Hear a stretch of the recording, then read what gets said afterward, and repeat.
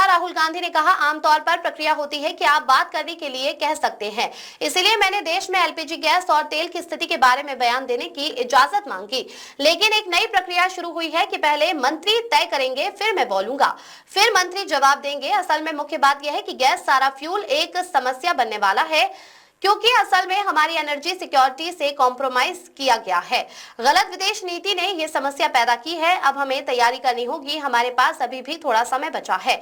सरकार और प्रधानमंत्री को तुरंत तैयारी शुरू कर देना चाहिए, नहीं तो करोड़ों लोगों को बहुत बड़ा नुकसान होगा। हम एक अस्थिर समय में जा रहे हैं।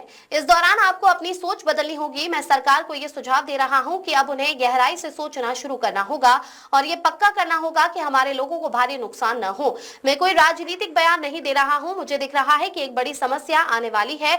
समस्या यह है कि प्रधानमंत्री देश के प्रधानमंत्री के रूप में काम नहीं कर पा रहे हैं।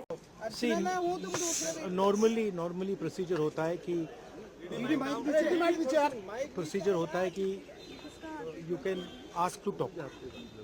तो I had asked to be allowed to make a statement कि मैं स्टेटमेंट जो देश में सिचुएशन है, एलपीजी की, गैस की, जो तेल की सिचुएशन है, और ये अभी शुरुआत है, तो इसके बारे में मैं बोलना चाह रहा था। बट कोई नया प्रोसीजर चालू हुआ है कि मंत्री पहले डिसाइड करेगा, फिर मैं बोलूँगा, फिर मंत्री रिप्लाई करेगा।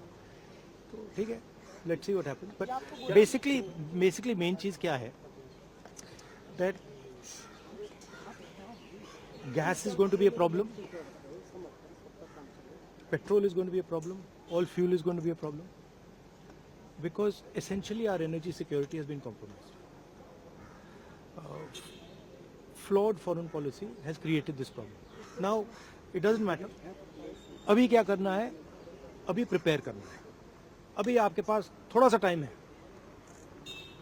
तो सरकार को, प्रधानमंत्री को एकदम प्रिपरेशन शुरू कर देनी चाहिए, क्योंकि अगर प्रिपरेशन नहीं की तो फिर करोड़ों लोगों का जबरदस्त नुकसान होगा। कह रहे कोविड के जैसे कोविड से निपट लिया था वैसे ही निपट लेंगे। राहुल जी वो कह रहे हैं कि जैसे कोविड से it's a much bigger issue than oil is being allowed, oil is not being allowed. This war is fundamentally about the current world order. Right? This is a much bigger thing than Iran is allowing us to allow fuel, not allow fuel.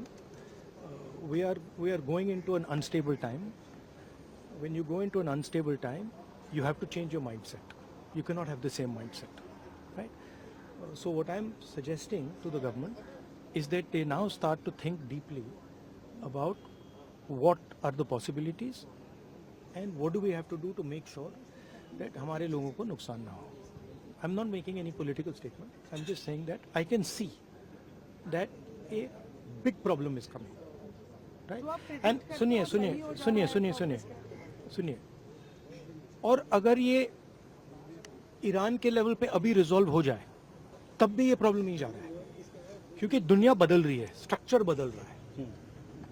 तो हमें mindset बदलना है, और अगर हम mindset नहीं बदलेंगे, clarity से काम नहीं करेंगे और हिंदुस्तान की रक्षा, हिंदुस्तान को सेंटर बना के नहीं करेंगे, तो प्रॉब्लम होगा.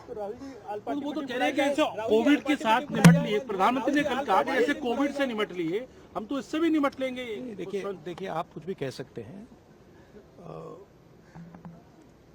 There is a central problem here, and I've been saying the problem is the Prime Minister is not able to function as the Prime Minister of India, and there's a reason for it, right? He's trapped now. Anyway, he still needs to make sure currently that the people of India are protected. He needs to make sure that our energy security is managed by us, that we are taking the decisions about our energy security, right? So that's all I'm saying.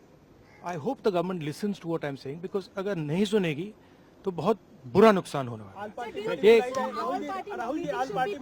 We'll see. Now let me